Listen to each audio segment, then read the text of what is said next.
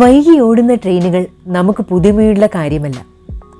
1-2 minute മുതൽ 10-16 മണിക്കൂർ വരെയൊക്കെ വൈകി ഓടുന്ന ദീർഘദൂര ട്രെയിനുകൾ ചിലപ്പോഴുണ്ട്. മഴ, കാറ്റ്, മഞ്ഞുവീഴ്ച, പാളത്തിലെ പ്രശ്നങ്ങൾ എന്നിങ്ങനെ പല കാരണങ്ങളാൽ ട്രെയിനും വൈകാറുണ്ട്. അതങ്ങനെ പോയാലും 2 ദിവസത്തിലധികമൊന്നും ട്രെയിൻ വൈകിയ ചരിത്രമില്ല. എന്നാൽ അതല്ല യാഥാർത്ഥ്യം. വർഷങ്ങൾ വൈകിയോടിയ ഒരു ട്രെയിൻ നമുക്കുണ്ട്. അതിൻ്റെ കഥയാവട്ടെ രസകരമായ ഒന്നാണ്. സച്ചിതം ഫോർ യുവിൻ്റെ പുതിയൊരു വീഡിയോയിലേക്ക് എല്ലാവർക്കും സ്വാഗതം.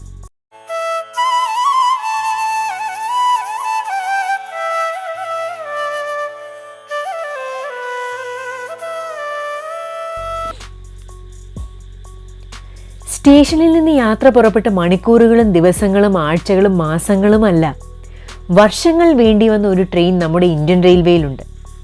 റെയിൽവേയുടെ ചരിത്രത്തിലെ തന്നെ ഏറ്റവും വൈകിയോടിയ ട്രെയിനാണത്ര ഇത്. വിശാഖപട്ടണത്ത് നിന്ന് ഉത്തർപ്രദേശിലെ ബസ്തിയിലേക്കാണ് ഈ ഐതിഹാസികമായ യാത്ര പോയത്. വിശാഖപട്ടണത്ത് നിന്നും 2014 നവംബർ 10-ന് 1316 ചാക്ക് ഡി അമോണിയം ഫോസ്ഫേറ്റ് വളവുമായി പുറപ്പെട്ട ചരക്ക് തീവണ്ടി ബസ്തി റെയിൽവേ സ്റ്റേഷനിൽ എത്താനെടുത്തത് ഏകദേശം 4 വർഷത്തിലധികം സമയമാണ്. കൃത്യമായി പറഞ്ഞാൽ 3 വർഷവും 8 മാസവും 7 ദിവസവുമാണ് ഈ യാത്രയ്ക്കായി വേണ്ടി വന്നത്. ഇത്രയും വർഷങ്ങൾക്ക് ശേഷം ട്രെയിൻ എത്തിയപ്പോൾ അമ്പരന്നത് റെയിൽവേ ആണ്. എന്നാൽ ഇതിലും രസകരമായ ഒരു കാര്യമുണ്ട്. സാധാരണ വിശാഖപട്ടണത്ത് നിന്നും ഉത്തർപ്രദേശിലെ ബസ്തിയിലേക്കുള്ള യാത്രയ്ക്ക് വേണ്ടത് 42 മണിക്കൂറും 18 മിനിറ്റുമാണ്. ഈ ദൂരവും സമയം അപ്രസക്തമാക്കിയാണ് ഈ ഗുഡ്സ് ട്രെയിൻ സഞ്ചരിച്ചത്. ബസ്തിയിലെ വ്യവസായിയായ രാമചന്ദ്ര ഗുപ്ത എന്ന ആളുടെ പേരിലാണ് ഈ ചരക്ക് തീവണ്ടിയിൽ കൊണ്ടുപോയത്. ഇന്ത്യൻ പൊട്ടാഷ് ലിമിറ്റഡ് വഴി വാഗൺ ബുക്ക് ചെയ്ത് ഏകദേശം 14 ലക്ഷം രൂപ വിലമതിക്കുന്ന ചരക്കുകളുമായി യാത്ര കൃത്യസമയത്ത് തന്നെ തുടങ്ങിയെങ്കിലും എത്തേണ്ട സമയത്ത് ചരക്ക് വണ്ടിക്ക് എത്താൻ കഴിഞ്ഞില്ലെന്നാണ് ഇന്ത്യ TV ന്യൂസ് റിപ്പോർട്ട് പറയുന്നത്. ബുക്ക് ചെയ്ത ട്രെയിൻ എത്താതായതോടെ രാമചന്ദ്ര ഗുപ്ത അധികൃതരെ ബന്ധപ്പെട്ടെങ്കിലും അവർക്ക് മറുപടിയില്ലായിരുന്നു.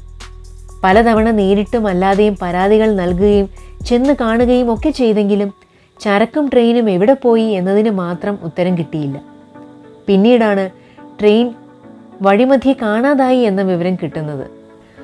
നോർത്ത് ഈസ്റ്റേൺ റെയിൽവേ സോണിലെ chief public relations officer Sanjay Yadav ഇതിന് നൽകിയ വിശദീകരണം ഇങ്ങനെയാണ്: യാത്രാമധ്യേ ചില ട്രെയിനുകളിൽ ബോഗിക്കോ അല്ലെങ്കിൽ വാഗണിനോ യാത്ര തുടരുവാൻ സാധിക്കാത്ത വിധത്തിൽ എന്തെങ്കിലും പ്രശ്നങ്ങൾ സംഭവിച്ചാൽ അതിനെ യാർഡിലേക്ക് അയക്കും.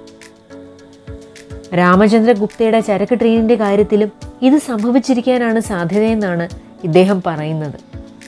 എന്തായാലും 3.25 വർഷങ്ങൾക്ക് ശേഷം ട്രെയിൻ രാസവളങ്ങളുമായി ഉത്തർപ്രദേശിലെ ബസ്തി റെയിൽവേ സ്റ്റേഷനിലെത്തി.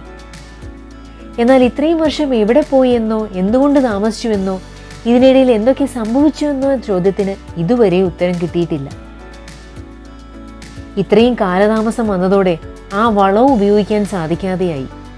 എന്തായാലും ഇന്ത്യൻ റെയിൽവേയുടെ ചരിത്രത്തിൽ തന്നെ ട്രെയിൻ ഏറ്റവും വൈകിയ സംഭവമായാണ് ഇതിനെ കണക്കാക്കുന്നത്.